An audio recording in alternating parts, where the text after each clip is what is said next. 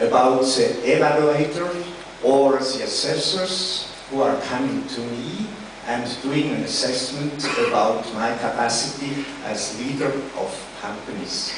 Because they have mathematical points for evaluation, they have their own criteria, they are unifying criteria, so we can compare and start with a stupid idea of rankings. And many of the constructors of such instruments forget that normative management from company to company is very different, and they very often forget that without the combination of normative and strategic management, we are not able to do honest assessment. And therefore, I expect and I hope, due to such conferences, you will go a step forward as assessors and investors reflect how can we refine our criteria for assessment. How do you do that? That's my question. Thank you for the attention. Thank you very much. So how do we combine assessing strategic and normative management, ladies and gentlemen? Who would like to take on that challenge? Please, Louis, go ahead. I'm not sure I've got the answer. But the point is I'm not sure that what we've been trying to avoid is precisely to have a one-size-fits-all approach in assessing a company.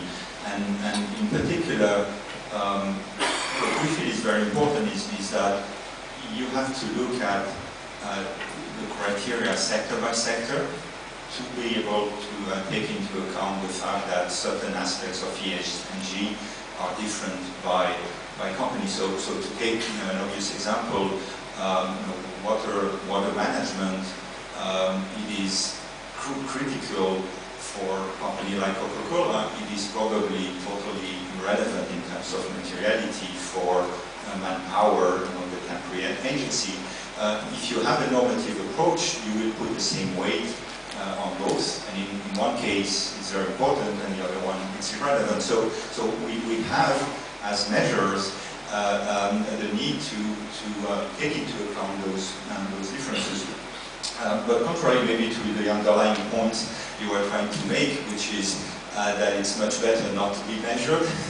There's definitely an element of freedom there, but we do think that the mechanism of measuring, both at company level and in aggregate at the portfolio level, is going to be a driver for improvement, and that's true for company and that's true for investors as well.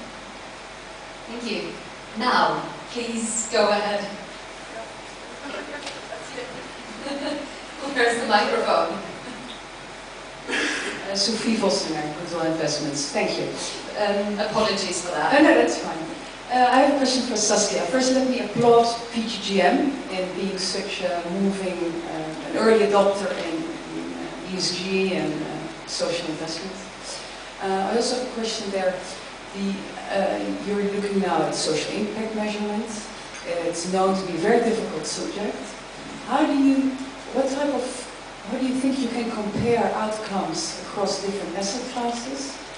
And how do you balance social results versus financial results?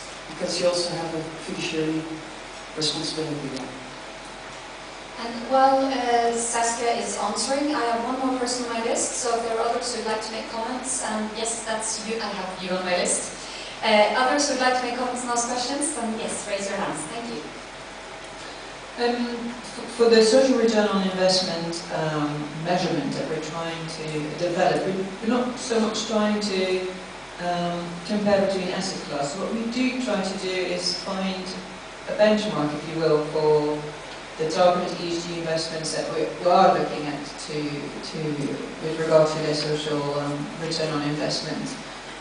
So, for example, we tried to compare, say, green energy with traditional energy, for example.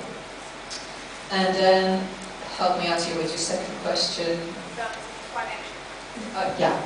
Obviously, our clients have a fiduciary duty, so the financial bottom line, if you like, will be always there first. But I can imagine that over time, if this methodology has developed more, it will help in decision making. Perhaps not so much choosing one type of investment over another for having more social impact, if that would affect the financial bottom line. But you could imagine that if you could compare different opportunities for this type of investments, that if you have more insight in the social value that's being added, say for example if you have the opportunity to invest either in solar or in wind, and you have more insight in what are the benefits one or the other, then you can make a more informed decision. So that's something that we're definitely trying to look at. Thank you. Thank you. The gentleman in the middle here. Okay, I would like to come back on the question of normative and general management. I would like to make a distinction between two issues, namely how things are produced and what things are produced. Considering how, I think that ESG is mainly looked at, while at the same time the business model is working with externalities. That means that social and environmental costs are trying to be socialized, while the profits are being privatized. So how do you deal with the business model, the normative and general management? There was a journalist in the Financial Times who wrote a couple of years ago that the financial industry is exceptionally good at externalizing costs and internalizing profits. So we would like to pick up on this. Peter, go ahead. I think you're absolutely right. Our starting point in terms of how we approach investment is that companies can, if you like, act against the interests of society for a short period of time, but they can't do it all the time. Eventually those costs become internalized and becomes a challenge or a headwind to that particular industry. So, the financial crisis, that was producing a social problem in lending large amounts of money to people who could never possibly repay it. And that came to an end eventually. And you can look at that across the board. But it is a bit of a longer term game when we're looking at the changing structure of our economy, moving from those companies who are aligned with societal values and improving the overall welfare of society, away from those that are harming and the environment consequences as well. Yeah. Go ahead, Tony. I also want to mention one other piece to this, where it seems that, if you're quick, you can externalize these costs, they go into the general society, and you take home a profit.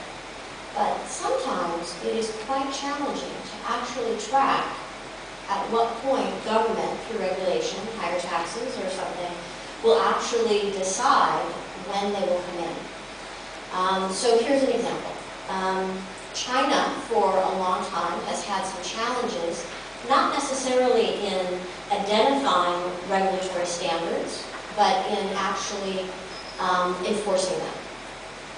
So, for the last couple of years, well, probably nobody in this room knows it, California has had an MOU with China to go into the local provinces and work at the local level to talk about how do you actually enforce regulatory rules. Now, probably most people believe that California has one of the most stringent environmental regulatory environments in probably the world, certainly good enough. So I only use that as an example. So sometimes you think that a company will be successful, they've externalized something, they'll be fine, and we'll all have plenty of time to figure out when it happens. But what you might not be able to do is to track some of these other things that may come in quite quickly.